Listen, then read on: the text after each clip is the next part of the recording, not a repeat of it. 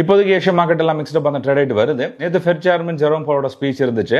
இதுல inflation and growth எல்லாம் 2% இருந்தா கூட லேபர் மார்க்கெட் ரொம்ப கம்மியா இருக்கிறத அவர் சொல்லியிருந்தாரு. ஏற்கனவே லேபர் மார்க்கெட் கம்மியா இருக்கிற காரணம் காட்டி தான் ட்ரம்ப் H1B விசாவுக்கான ஃபீஸை இன்க்ரீஸ் பண்ணியிருந்தாங்க. திரும்பவும் fed chairman US labour market தான் குறிப்பிட்டு சொல்றாரு. இது இந்தியா அண்ட் அமெரிக்கா இடையில பேச்சு நடந்துட்டு இருக்கிறப்போ இந்த நியூஸ் வர்றது கொஞ்சம் சென்சிட்டிவான விஷயமா தான் இருக்கு. இதை தொடர்ந்து இப்போ எக்ஸிஸ் நிஃப்டி ஃபாலோ ஆகி தான் ட்ரேட் ஆயிட்டு இருக்கு. ஏஷியா 0.3% ஃபாலோ ஆயிருக்கு. ஜப்பான் மடான் நிக்கி 0.4% ஃபாலோ ஆயிருக்கு. சைனா மடான் ஹாங்காங் 0.2% பாசிட்டிவா இருக்கு. எக்ஸிஸ் நிஃப்டி 0.2% ஃபாலோ ஆயிருக்கு. ஜஸ்ட் நிஃப்டி பாயிண்ட் பண்றது ஒரு கேப் டவுன் தெரியுது. நம்ம ஏற்கனவே செக் பண்ணி சொல்லியிருந்தோம். புட் செட் ஃபுல்லா பையிங் வச்சிருக்காங்க.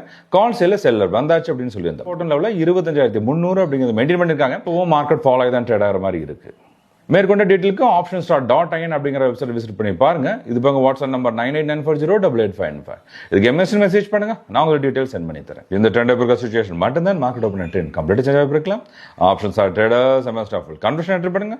என்ட்ரி பெர்ஃபெக்ட்டா இருக்கும்.